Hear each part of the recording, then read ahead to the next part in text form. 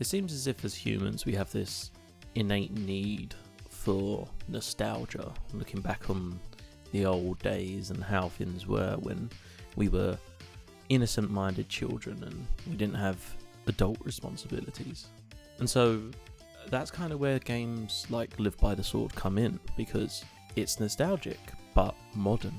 Developed by Labrador Studios and published by Gravity Gamer Rise, Live by the Sword released on the 28th of October 2022 for Windows, Xbox and Switch. Now, the gameplay is split into a few modes, so I'm going to run over them very quickly. Starting off, we have the story, which follows William and his companions as they uncover a plan to overthrow the newly appointed child king of their kingdom. There are a few turns here and there, but for the most part the plot is predictable and sadly unentertaining. There are only currently 3 acts to the story, but the developers have told me that they do plan to release more story content down the pipeline. Then there are the skirmishes, which are essentially just one-off battles against AI if you just wanted to play a one-off battle. You have adventure mode, which is a mode in which you travel the land, creating it as you go. You'll be given a structure or a town or some sort of destination, and you place it where you want it to be, and then travel there, battle enemies, earn gold, and basically just hope your characters don't die, because this mode has permadeath.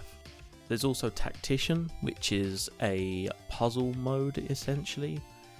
In this mode you basically battle against the AI and attempt to win in the least amount of moves possible. Anybody who plays chess apps, it's very similar to like your puzzle modes on chess apps. And then, most interestingly, there is a multiplayer mode. Now, this mode allows you to fight fights against other players, either locally or online, in a 3v3 or a 5v5 match. No story or anything like that, this is just pure battle against other players. Now, Labrador Studios have also revealed that an update in December of 2022 will add a board creator mode as well as ranked online multiplayer. Moving into the gameplay of Live by the Sword is very simple. It has a grid-based map, allowing you to move your characters square by square, away or towards the enemy. There are more than 5 characters in your party, so each battle will allow you to use a different character depending on the scenario. You can also change their moves, so for instance the Alchemist, if you don't have your medic, you can make the Alchemist have a healing potion to kind of counteract that. As for the classes, there are a range of classes. There is Assassin, Alchemist, Archer, Medic, Brawler, Warrior and Wizard. Later updates to the game will also feature new classes as well as a trait system. At the beginning of each level you choose the position of your 5 characters. Now, you don't get to place them anywhere on a map, you get to place them on the first row of squares, which is very interesting. It kind of makes sense in a way, because the normal way a scene starts is that your characters enter from the left. The turn order of the game is shown on the side of the screen and allows you to plan out your moves, your attacks and who needs healing when. There are a range of buffs and debuffs that you can apply to teammates or enemies.